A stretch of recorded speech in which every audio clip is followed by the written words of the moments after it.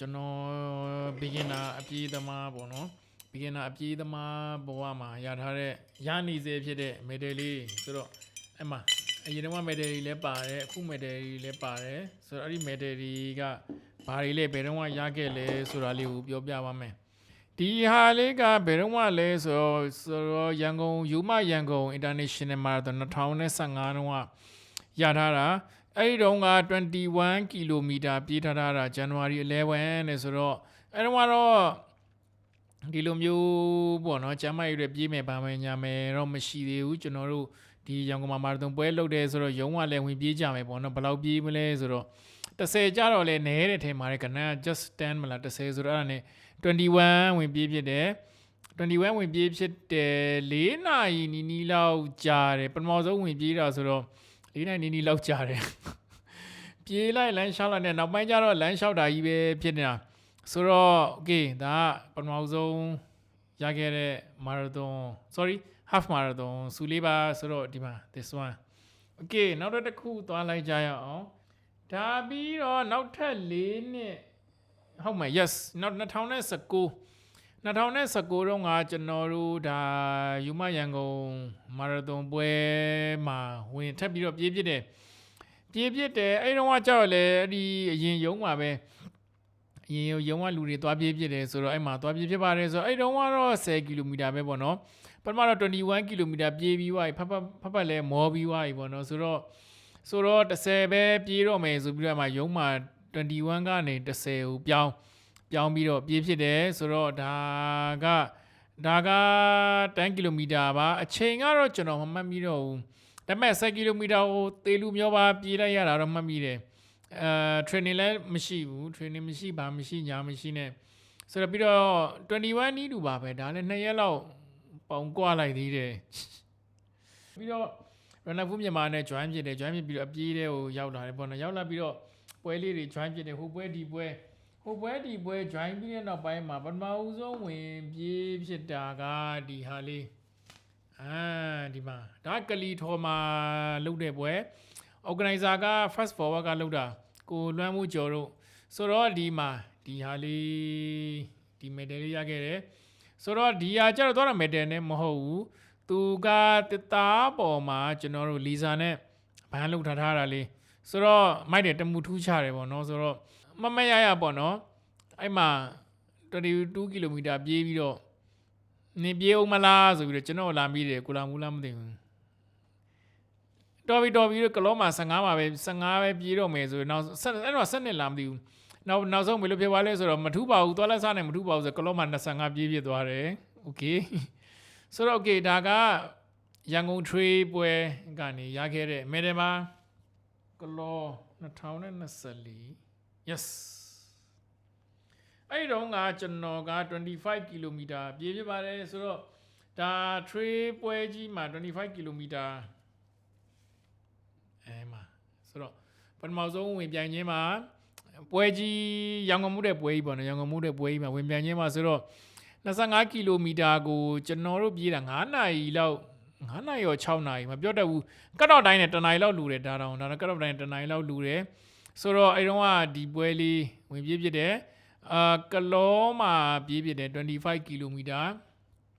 ကျွန်တော်နဲ့မမျက်စိုးနဲ့ကတော့ pace တူလောက်ကြတယ်ဆိုတော့အဲ့မှာအတူတူသွားဖြစ်ရင်လည်း vlog လေးရိုက်လိုက်ဘွက်လေးနင်းလိုက်ဘွက်လေးကိုတုပ်လိုက်နေပေါ့နော်ဆိုတော့သူ့ရဲ့ vlog ကြည့်ချင်ရင် YouTube မှာရှိပါတယ်ဆိုတော့ okay ဒါက2024မှာ25 km ပြေးခဲ့တဲ့ဟာလေး2024မေလမှာထိုင်းမှာသွားပြီးတော့ကျွန်တော်21 km ပြေးဖြစ်သေးတယ်ဟွာဟင်းပေါ့နော်ဟွာဟင်းမာရသွန်ဆိုတော့ half marathon ပြေးဖြစ်တယ်ထိုင်းကဟွာဟင်းမြို့မှာဘန်ကောက်ကနေဆိုရင် maybe 1နာရီခွဲ2နာရီရော3နာရီလောက်သွားရတယ်ဆိုတော့ဟွာဟင်းမြို့မှာပြေးတယ်အဲ့တော့နည်းနည်း2020ပြေးတက်က6လလောက်ရှိပြီဆိုတော့pace တွေပါညာတွေပေါ့နော်မထိန်ပြေးရမယ်တွေပါညာတွေသိနေပြီဆို pace ကိုတိုင်းနဲ့ pace ပေါ့နော် 8.5 နဲ့ထိန်ပြီးတော့သွားတယ်ဆိုတော့3နာရီမှာ10မိနစ်လားမသိဘူးအဲ့လောက်ပဲစွန်းတယ်သူတို့ပေးစာရင်နောက်ပဲလိုက်တယ်ဒါပေမဲ့ဘယ်မှာလစ်သွားလဲဆိုတော့ပွဲပြီးကနီးပေါ့နော်ရောက်ခါနီး18ကီလိုလောက်မှာအဲ့ဒီချိန်မှာဘာဖြစ်လဲဆိုတော့သူ သူတို့ရဲ့ကမ်းခြေယူဖြတ်ခိုင်းတယ်ဆိုတော့နေရာလက်တက်လာပြီပေါ့နော်နေရာလက်တက်လာပြီကမ်းခြေနဲ့ကျွန်တော်တို့အပြေးသမားတွေနဲ့အမြင်နဲ့ရှင်းဆိုင်ဒဲဆိုတော့အဲ့မှာဘယ်လူမှမနိုင်တော့နောက်ဆုံးလမ်းလျှောက်လိုက်ရတယ်ပေါ့နော်ဒါပေမဲ့ပြန်3နိုင်အတွင်းဝင်အောင်တေလူမျောပါမှာအသက်ထွက်လူနီးပါဘလော့မှာတောင်မှပန်းဝင်တာမရိုက်လိုက်ရအောင်ဆိုတော့အဲ့လိုမျိုးတေလူမျောပါပြေးပြီးတော့မှနောက်ဆုံး3နိုင်မှာမိနစ်စွန်းစွန်းလေးနဲ့ပန်းဝင်သွားတယ်ဆိုတော့ဒါကခွာဟင်းမှာပြေးခဲ့တဲ့21 ကီလိုမီတာမီတယ်လေးပါအဲ့နောက်ပိုင်းပြီးပန်းခါနာဝရတယ်နာဝပြီးတော့တောက်လျှောက်ကြီးအကြာကြီးနားဖြစ်တယ်နားပြစ်ပြီးတော့ပထမဆုံးစပြေးဖြစ်တဲ့ပွဲကဒီမှာဒါကဟိုမှာ2025တလပိုင်းအောင်ရောက်သွားပြီတောက်လျှောက်ကြီးနားဖြစ်တာလမ်းလျှောက်ဖို့တောင်မှခြေလမ်းကြဲကြဲနဲ့ရှောက်လို့မရတော့တဲ့အနေထားရောက်သွားတာပေါ့နော်ဆိုတော့အဲ့ဒီတုန်းကတော့မရရပဲဟိုပါပေါ့5ကီလိုမီတာပြေးဖြစ်တယ်1ကီလိုပြေးမီတာ900လမ်းလျှောက်လာ1ကီလိုပြေး1ကီလိုလမ်းလျှောက်လာမျိုးအလုံးဝအေးလူနဲ့ပဲသွားဖြစ်တယ်ပေါ့နော်ဆိုတော့ဒါပုံနှမီမှာလုပ်ဖြစ်တာဆိုပုံနှမီမှာလုပ်ဖြစ်တဲ့ပွဲပုံနှမီအစရိတ်ရလုပ်ပြီးတဲ့ပွဲပေါ့နော်5ကီလိုမီတာ fun run ဆိုတော့အဲ့မှာ5ကီလိုမီတာပြေးဖြစ်ပါတယ်အဲ့ဒါပြီးတော့မရရဘယ်ပွဲသွားလဲဆိုတော့ကလောကိုနောက်တစ်ခါပြန်သွားပါတယ်ဆိုတော့ဒီမှာကလောမှာကျွန်တော်ကဒီတစ်ခါတော့နာနေတယ်ပေါ့နော်ဆိုပြီးတော့ဒီတစ်ခါတော့ကျွန်တော်15ကီလိုမီတာပြေးဖြစ်တယ်အဖော်ကတော့ထုံးစံတိုင်းကျွန်တော်ရယ်မမြတ်ရယ်ပေါ့နော်ကျွန်တော်ရယ်မမြတ်ဆိုးရယ်ပါတယ်ဆိုတော့ဒီမှာ15ကီလိုမီတာပြေးသွားပါတယ်ဒါတော့ဒုတိယအကြိမ်မြောက်ပေါ့နော်ဒုတိယအကြိမ်မြောက်ကလောပွဲကိုသွား try တာဒီအဲ့တော့15ကီလိုမီတာလဲတော်တော်တောင်ကြားလေးကနေသွားဘွဲတွေပါညာတွေနင်းလိုက်ရတယ်ဆိုတော့ another medal for trade ပေါ့နော်ဒါ2025ခုနှစ်ရောက်သွားပြီဒိတ်လေးပါလားဒိတ်မပါအောင်2025 February or March something ပဲဆိုတော့အဲ့ချိန်မှာပဲပွဲလုပ်တာဆိုတော့အဲ့ဒါပြီးတော့ဒီကျွန်တော်တို့မန္တလေးရ mask challenge လုပ်တယ်ပေါ့နော် Iron Street ကျတော့သူကတလ sorry 9ရက်ဇက်တိုက်လား10ရက်ဇက်တိုက်လားမသိဘူးပြေးရတာ7 day ထင်တယ်2025မှာပဲဆိုတော့9ရက်ဇက်တိုက်ပြေးပြီးွားရင် medal လေးကျွန်တော်တို့ဒီ medal လေးရဲ့ခွက်လေးရဲ့ပေးတယ်ပေါ့နော်ဆိုတော့ဒါ medal မှာဆိုတော့အင်ဂျီလေးရတယ် Iron Strike အင်ဂျီကတော်တော်လာတယ်နောက်နေ့မှအင်ဂျီ floor လေးလုပ်အောင်မယ်ကိုအကြိုက်ဆုံးအင်ဂျီအလှဆုံးအင်ဂျီပေါ့နော်ပကံမာရသွန်2025ပကံမာရသွန်တပြေးကတ်လာပြီဆိုတော့အဲ့တုန်းက10ကီလိုမီတာပဲပြေးဖြစ်ပါတယ်တအားကြီးလည်းမပြေးရဲသေးဘူး10အပေါ်မှာ21ရှိတယ်ဆိုတော့မဖြစ်နိုင်ဘူးပေါ့နော်မဖြစ်နိုင်ဘူးဆိုတော့ဟိုခါကိုလည်းညာရမယ်ဆိုတော့အဲ့မှာအဲ့တုန်းကတော့10ကီလိုမီတာဝင်ပြေးဖြစ်တယ်ပကံမှာ first time အဖြစ်ပြေးဘူးချင်းမှာအဲ့ဒီရှေ့တော့တခါသွားဘူးတယ်ပေါ့နော်အဲ့တုန်းကတော့ volunteer လုပ်ဖြစ်တယ်ပြီးတော့ sponsor လည်းပေးထားတာဆိုတော့ဒီ sponsor ကိစ္စဝိစာတွေပဲလိုက်လုပ်ပေးနေတာဆိုတော့ဒါကတော့10ကီလိုမီတာပထမဆုံးတစ်ချိန်ပကံမှာပြေးဦးချင်းမှာဆိုတော့အမပကံမာရသွန်ရဲ့ finisher medal လေးပါဆိုတော့ okay အဲ့ဒါပြီးတော့အင်းလေးမှာကျွန်တော်သွား join ဖြစ်တယ်ဆိုတော့ဒါကတော့အင်းလေးမှာ15ကီလိုမီတာ trail run ပေါ့နော်15ကီလိုမီတာ trail run တွေသွား join ဖြစ်ပါတယ် runner food နဲ့ကျွန်တော်တို့ TRCN ပေါ့နော်အဲ့နှစ်ခုပေါင်းလုပ်တဲ့ပွဲပါဆိုတော့15ကီလိုမီတာရှူကင်းလေးဗာလေးညာလေးလည်းတော်တော်လှတယ်ဒါကအဲ့လိုဆိုရင်အင်းလေးမှာ15ကီလိုမီတာပြေးခဲ့တယ်ဒါကတော့ဟိုကိုရိုင်းတော့ဝင်မပြေးဖြစ်ဘူးဒါပေမဲ့ virtual run လုပ်လိုက်တယ်ဖြစ်ချင်တော့မရပေါ့နော်ဒီဟာနေ့နဲ့အင်းနေ့နဲ့ကသွားတိုက်နေတာအကဲမတိုက်ဘူးဆိုရင်ကျွန်တော်ကပြေးမယ်ဆိုပြီးတော့ register လုပ်ထားတာဆိုတော့အင်းနေ့နဲ့သွားတိုက်တော့ virtual run ပဲပြေးတော့မယ်ဆိုပြီးတော့နောက်မှကို8မိုင်ပြေးပြီးတော့မှအဲ့ medal လေးကိုထုတ်ခဲ့တာပါဆိုတော့ကမ္ဘောဇ community 10 mile run ဆိုတော့ဒါ2026ရောက်သွားပြီApril May လောက်ကဖြစ်မယ်ထင်တယ်နော်ဆိုတော့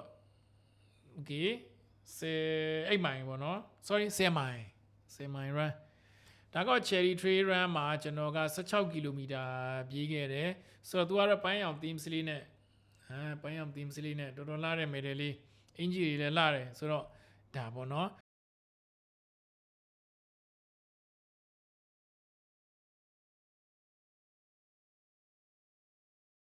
အဲ့ဒါပြီးသွားရင်နောက်တစ်ခုကတော့ဒီလိုမျိုးဝင်ပြေးတာမဟုတ်ဘူး sweeper လုပ်ပြီးတော့ရခဲ့တာဆိုတော့ဒါရန်ကုန် heritage night run ပေါ့နော်ဆိုတော့ရန်ကုန်မှာအညာကြီးမင်းပြေးပွဲလုပ်တဲ့နေ့ရပေါ့နော်ဆိုတော့ကျွန်တော်က5 km မှာ sweeper လုပ်တယ် sweeper လုပ်ပြီးတော့အားမရသေးဘူးပေါ့နော်မပြေးလဲရလို့အားမရသေးဘူးဆိုပြီးတော့ဒီမြို့တော်ခမ်းမရောက်တာနဲ့ပန်းစွန်းဘက်ကိုပြန်သွားတယ်သွားကြည့်တဲ့လူတွေကပြေးနေတော့ဆိုတာနဲ့မထူပါဘူးဆို15 km စူပါနောက်ပါထပ်လိုက်မယ်ဆိုပြီးတော့သူတို့ကျတော့အဲ့တပတ်အဲ့သူတို့ဆိုရင်အဲ့ဒါအဝါလောက်ရောက်နေပြီ10 km ကျော်နေပြီလေအဲ့နားရောက်လို့ရှိရင်10 km ကျော်နေပြီဆိုတော့နောက်5 km လောက်လေးစူပါထပ်လုပ်ပါမယ်ဆိုပြီးတော့စောင်းရင်းနဲ့အဲ့မှာနောက်ဆုံးမှာ15 km စူပါကိုရေချမ်းရှိမယ်ကိုအန်ဒရူးရှိတယ်မေငီးရှိတယ်မဆင်းစင်ဖြိုးရှိတယ်ဟုတ်တယ်4ယောက်ကိုရီပါပြီးတော့နောက်ဆုံး15 km စူပါ9ယောက်ဖြစ်သွားတယ်ဆိုတော့အဲ့မှာစီပါလုပ်တယ်စီပါလုပ်ပြီးတော့နောက်မှပါနောက်မှအဲ့မှာစီပါတွေကိုမယ်တယ်ပေးတယ်ဆိုတော့အဲ့မှာ5 km အတွက်ရခဲ့တဲ့မယ်တယ်လေးပါဆိုတော့ရန်ကုန် heritage night run မယ်တယ်ကတော့5 km အတွက်ရတဲ့ finisher မယ်တယ်လေးပါ okay နောက်ဆုံးကတော့နည်းနည်းထူးထူးဆန်းဆန်းပဲဒါပြေးလို့ရတဲ့မယ်တယ်တော့ဟုတ်တယ်ဒါပေမဲ့သူကစီပါဆိုပြီးတော့ပေးထားတာအဲ့မှာစီပါတစ်စိမ့်နဲ့ရတဲ့မယ်တယ်ပေါ့နော်ဆိုတော့Horizon Triple Series ကလုပ်တဲ့ပွဲ Series နံပါတ်1မှာကျွန်တော်ရဲ့မမြက်စိုးရဲ့ကစီပါလုပ်ပြတဲ့နိုင်ရန်တော့လည်းကျွန်တော်နဲ့မမြက်ပဲစီပါလုပ်ပြတာဆိုတော့ဒီတစ်ခါကျတော့ကျွန်တော်တို့ volunteer စီပါတွေကိုထူးထူးခြားခြားအနေနဲ့စီပါဆိုပြီးရေးထားတဲ့မယ်တွေကိုရတယ်nice ဆိုတော့အရင်တော့အဲ့လိုမျိုးပေါ့နော်စီပါလုပ်တယ်ဒါမှမဟုတ် volunteer လုပ်တယ်ဆိုပေမဲ့အဲ့လိုမျိုးတီးတတ်မယ်တယ်မရဘူးဒါကြတော့ရန်ကုန် heritage night run ကတော့ကျတော့ရိုးရိုးအပြေးမယ်တယ်ရတာပေါ့နော်ဒါကြတော့စီပါနာမည်နဲ့စီပါဆိုပြီးစာထိုးထားတဲ့မယ်တယ်ကြီးကိုတတ်ရတာပါဆိုတော့ဒီမယ်တယ်ကတော့အခုနောက်ဆုံးရထားတဲ့မယ်တယ်ပါဆိုတော့ okay နောက်တစ်ပတ်လောက်ဆိုရင်နောက် vlog လောက်လာမယ်ဆိုရင်ကျွန်တော် t-shirt တွေအကြောင်းရိုက်ပြီးမယ်ပဲ t-shirt ကအမိုက်ဆုံးလဲပဲ t-shirt ကိုဥစ္စာအချောက်ဆုံးလဲပေါ့နော်မဟုတ်ဘဲနဲ့လုံးဝတိမ့်ထားတာပေါ့နော်အပြေးပွဲတွေကရတဲ့ t-shirt တွေကိုဆိုတော့ okay အဲ့ဒါပါပဲ see you